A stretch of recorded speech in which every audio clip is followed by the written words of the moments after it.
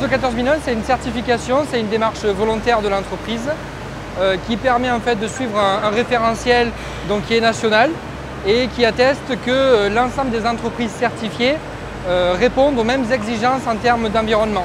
Donc sur deux axes, donc l'axe de tout ce qui est accidentel, on va dire, et aussi tout ce qui est à côté, donc sur une démarche un petit peu plus chronique, donc consommation d'énergie, d'eau, tout ce qui est déchets, épuisement des ressources en matières premières, et donc qui va prouver, on va dire, la démarche de l'entreprise à s'inscrire dans une démarche environnementale.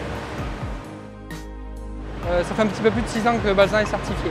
On est sur le 3e cycle de certification, sachant que c'est des cycles de 3 ans. Donc on a le premier cycle de certification, c'est la première année, et après on a 2 cycles de renouvellement.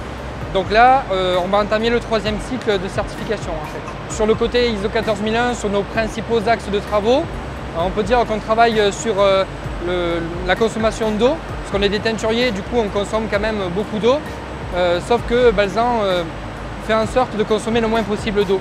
On a une politique de zéro déchet en décharge, donc l'ensemble de nos déchets est revalorisé de façon énergétique, c'est-à-dire qu'ils ont une deuxième vie et qui vont être l'un des composants pour la fabrication du ciment. Et en plus, le fait de les brûler va permettre d'apporter le pouvoir calorifique qu'ont besoin les cimentiers pour justement créer le ciment.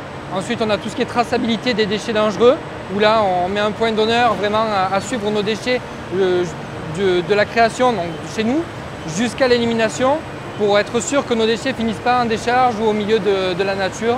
Alors on est un peu limité par les technologies en fait, de récupération des fournisseurs, mais on arrive à aller jusqu'à le tuft au niveau du dossier. On arrive à récupérer les ensembles de fils avec le tuft. Donc on crée des balles de déchets. Donc il y a des balles de déchets spécifiques de fil pour tout ce qu'on a en fin de lot, c'est-à-dire du fil qu'on n'a pas pu utiliser, qu'on va mettre sous forme de balles de déchets. Et aussi tout ce qui est en court-teint, c'est-à-dire du fil qu'on a inséré sur le dossier, qu'on a teint, mais du coup c'est la moquette qui a eu des défauts ou qu'on ne pourra pas utiliser derrière.